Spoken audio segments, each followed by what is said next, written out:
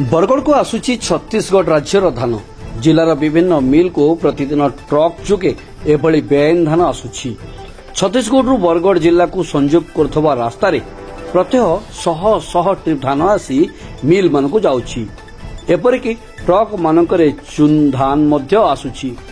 कांभा केउठारे प्रशासन नजर पड़ुची तो चढ़ाव हेउची, हेले सरकार की प्रशासन जिला को छत्तीसगढ़ धान प्रवेश उपर अंकुश लगाइबारे विफल हेबा सह मिलीभगत सबू कारोबार चलीछि बोली अभियोग होइछि।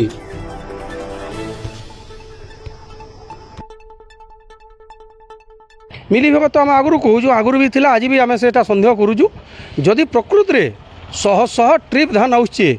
सबुठार बड़ कथा हूँ आज्ञा आम जेनटा देखुचु बस्तारे गाड़ी मान के लदिक भी होचे आ चून्हा नौचे हाइबारे जेनता बेल आनसन बेल आनला कि चून्हा नौचे तार उपरे तालपत्री गुड़े देसन।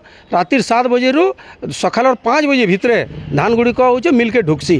केन जगह के जीवे कौन जेन आपनकर छत्तीसगढ़ संपर्क रास्ता मान अच्छे सबू संपर्क रास्ता मान के प्रत्येक दिन शह शह गाड़ी बरगढ़ जिला के आउछे।